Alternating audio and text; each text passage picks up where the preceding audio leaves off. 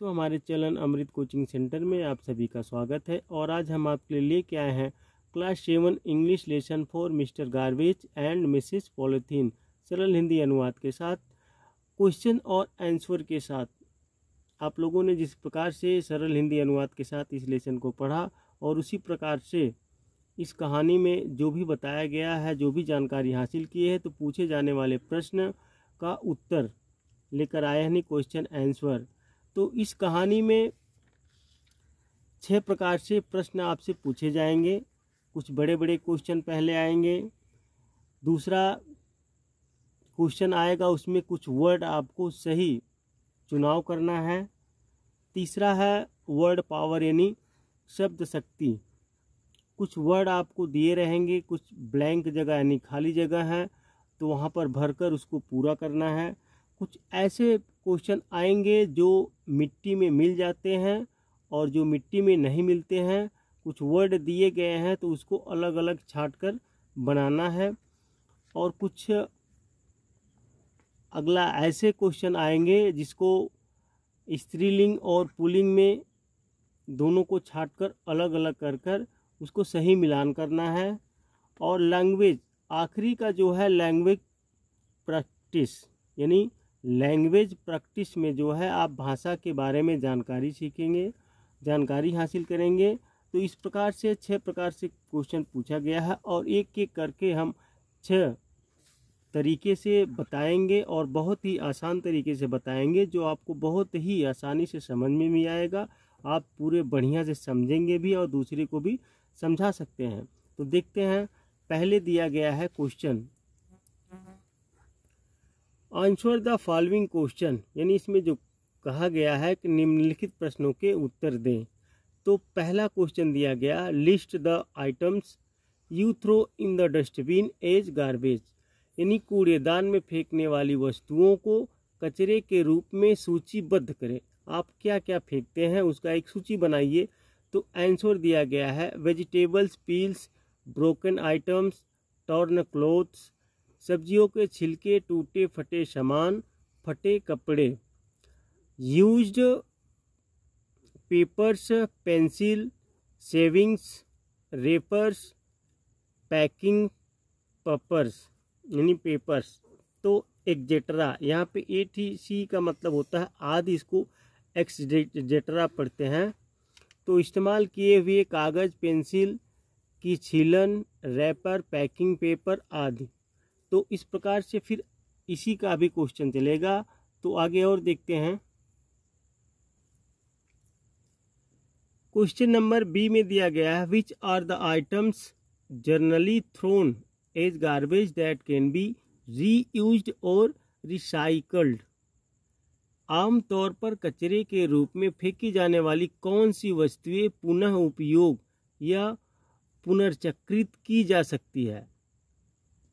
तो आंसर दिया गया है, unused paper, metal items, toys, bags, clothes, अप्रयुक्त कागज, धातु की वस्तुएं, खिलौने, बैग, कपड़े आदि। अगला क्वेश्चन दिया गया है number C, how does garbage get mixed with soil and become useful for us. How does यानी कूड़ा करकट किस प्रकार मिट्टी में मिलकर हमारे लिए उपयोगी हो जाता है। कूड़ा करकट जो हम लोग फेंकते हैं उसका हम लोग इस्तेमाल भी करते हैं, किस प्रकार से इस्तेमाल करते हैं। तो आंसर दिया गया है, if the garbage is thrown in a pit and the pit is covered with soil, यानी हम लोग यदि कूड़ा करकट को किसी गड्ढे में फेंक दिया जाए और गड्ढे को मिट्टी से ढक दिया जाए, the garbage mixes with soil, यह उपयोगी खाद में बदल जाता है।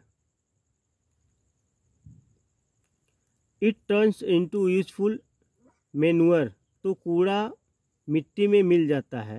तो ये वाला देखिए यहाँ पर रहेगा, the garbage mixes with soil, तो कूड़ा मिट्टी से मिल जाता है। It turns into useful manure, तो यह उपयोगी खाद में बदल जाता है। टाइपिंग करने में थोड़ा सा आगे हो गया है। Which is use to grow rich crops for our food, जिसका उपयोग हमारे भोजन के लिए समृद्ध फसलें उगाने के लिए किया जाता है। यानी कूड़ा करकट हम लोग जो फेंकते हैं, जैसे फलों के छिलके हो गए, सब्जियों के छिलके हो गए, तो ढेर सारा कूड़ा करकट हम लोग जो फेंकते हैं हर जगह, इसको मिट्टी में गड्ढा खोदकर उसको अगर ढक दे तो वह मिट्टी में मिल जाएगी और वह एक खाद के रूप में फसल उगाने में जो बहुत महत्वपूर्ण होती है वह बन जाती है। अब दिया गया है question number D, what happens to the animals when they swallow polythene bags.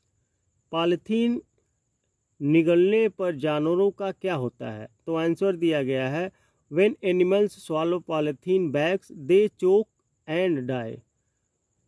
जब पशु पॉलीथीन की थैलियों को निगलते हैं तो उनका दम घुट जाता है और वे मर जाते हैं। देखिए कितना खतरनाक है। तो इसलिए पॉलीथीन को इधर उधर नहीं फेंकना चाहिए, उसका उपयोग सही कीजिए, उसको ऐसी जगह डालिए जहाँ पे जानवर से सामना ना हो।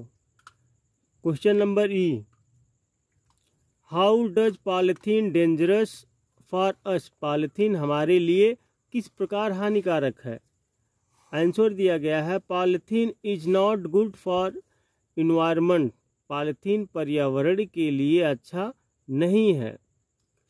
It does not mix with soil just like normal garbage. यह सामान्य कचरे की तरह मिट्टी में नहीं मिलता। तो पॉलीथीन जो होता है सामान्य कचरे की तरह मिट्टी में नहीं मिलता है, वह गलता नहीं है, सड़ता नहीं है, इसलिए वह यानी पर्यावरण के लिए भी अच्छा नहीं है। It stage in the soil for ever and creates pollution everywhere. यह हमेशा मिट्टी में रहता है और हर जगह प्रदूषण पैदा करता है। तो आप लोग पॉलीथीन के बारे में भी जान गए कितना खतरनाक है। अब आगे दूसरे प्रकार के क्वेश्चन में जो है यहाँ पे आपको सही चुनाव करना है। सही चुनाव करके उसको सही जगह पे भरना है। जो आपको डैश दिया गया है, खाली स्थान दिया गया है, उसमें आपसे जो पूछा जाता है तो उसमें से एक यानी ABC करके पूछा गया है, तो उसमें से एक सही चुनाव करना है। दिया गया है, choose the correct option to complete the following sentences. निम्नलिखित वाक्यों को पूरा करने के लिए सही विकल्प का चयन करें। तो यहाँ पे देखिए दिया गया है, the garbage should be thrown in. यहाँ पे डैश दिया गया है, तो यहाँ पे डस्टबिन हम भर दिए हैं। कूड़ेदान में ही कूड़ा फेंकना चाहिए। तो आपका जो क्वेश्चन इसमें दिया गया है, in dustbin, here and there, in the classroom. तो यहाँ पे दिया गया है इन डस्टबिन, तो यहाँ पे डस्टबिन लिख दिए हम। इस प्रकार से आप लोगों को भी लिखना है। अगला है, गार्बेज इज मेड ऑफ। अब किससे बना है? Useless thing.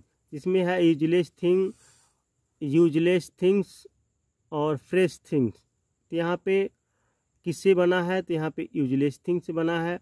तो यहाँ पे यूजलेस थिंग डाल दिए हैं। तो कूड़ा फालतू चीज़ों से बनता है, यानी कूड़ा कचरा हम लोग वही बनाते हैं, उसी का बनता है जो यूजलेस होता है, यानी जिसका उपयोग हम नहीं करते हैं।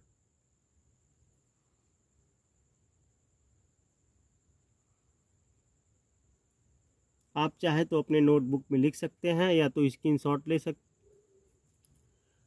अगला है, we should not use polythene because it can not be destroyed. अब यहाँ पे पूछा गया है कि हमें पॉलीथीन का उपयोग नहीं करना चाहिए क्योंकि इसे नष्ट नहीं किया जा सकता है। तो आपका ये आंसर हो गया है। क्वेश्चन यहाँ दिया गया है, is a unless thing looks very pretty can not be destroyed. तो यहाँ पे आपका आंसर ए, यहाँ पे डैश दिया गया है, तो इसके बाद यही भरना है।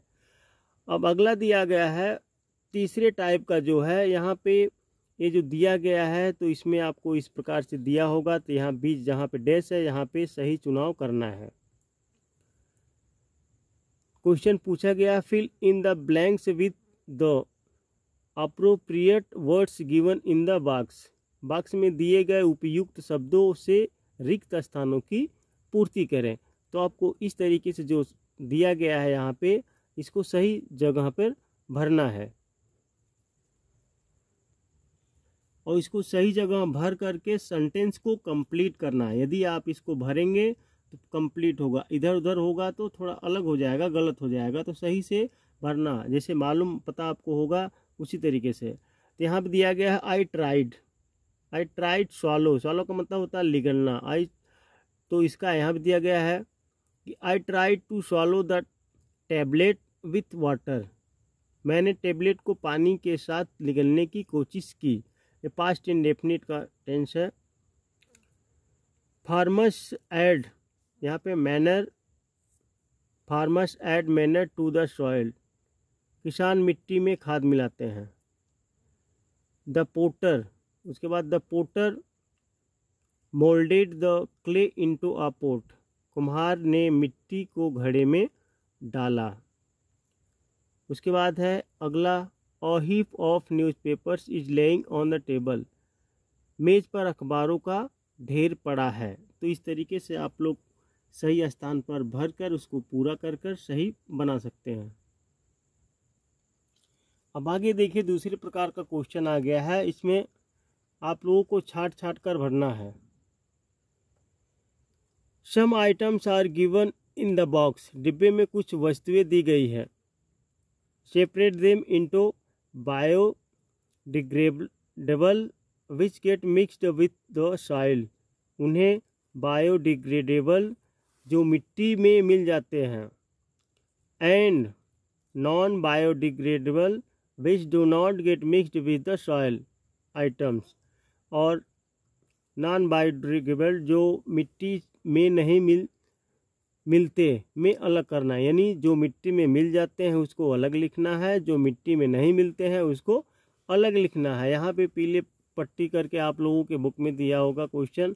तो ये सब है paper, metal plate, vegetable peels, plastic cups, woollen clothes, glass, wooden box, polythene, battery, cotton cloth. तो इसमें से आपको छाट कर लिखना है। यदि पता है तो लिख सकते हैं, नहीं पता है तो यहाँ पे आंसर दिया गया है। यहाँ पे बायोडिग्रेडेबल आइटम्स यानी जो मिट्टी में मिल जाते हैं, और इधर है जो मिट्टी में नहीं मिलते हैं। तो पेपर मिल जाते हैं, वेजिटेबल्स पील्स यानी सब्जियों के छिलके भी मिल जाते हैं। तो ये आपको दिया गया है यहाँ पे जो मिट्टी में मिल जाते हैं, और इधर का दिया गया जो मिट्टी में नहीं मिलते हैं।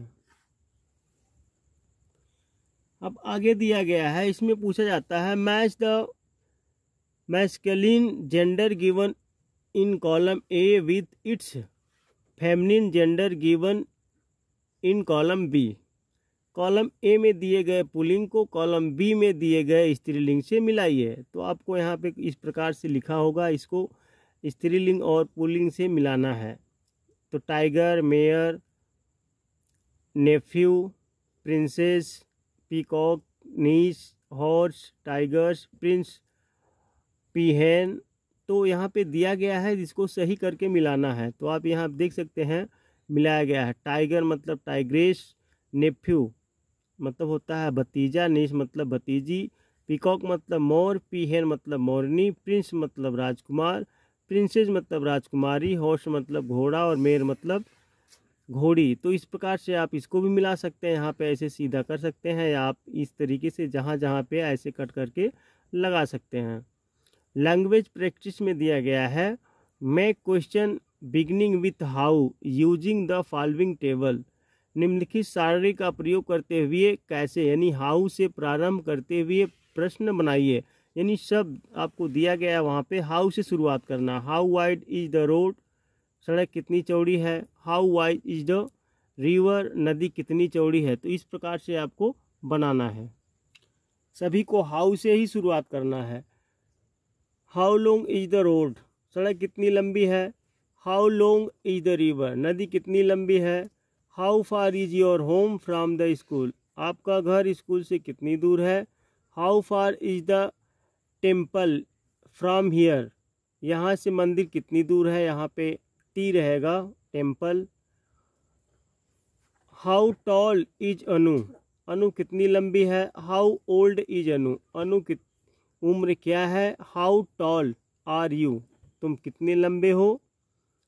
आपकी आयु कितनी है, यानी हाउ ओल्ड आर यू, आपकी आयु कितनी है, हाउ टॉल आर दे, वे कितने लंबे हैं, हाउ ओल्ड आर दे, वे कितने साल के हैं। तो इस प्रकार से आप लोगों को एक नोटबुक बनाना चाहिए और इसको रिपीट करके पढ़ना चाहिए ताकि आप सभी को आसानी से समझ में आ सके और बहुत ही बढ़िया से समझ पाएंगे। तो उम्मीद करते हैं यह लेसन का प्रश्न और उत्तर आसानी से समझ में आ गया होगा। तो वीडियो अच्छा लगा तो लाइक कीजिए और अभी तक आप हमारे चैनल पर नए हैं तो हमारे चैनल को सब्सक्राइब कीजिए ताकि इस प्रकार की ढेर सारी वीडियो आप तक लेकर आते रहेंगे।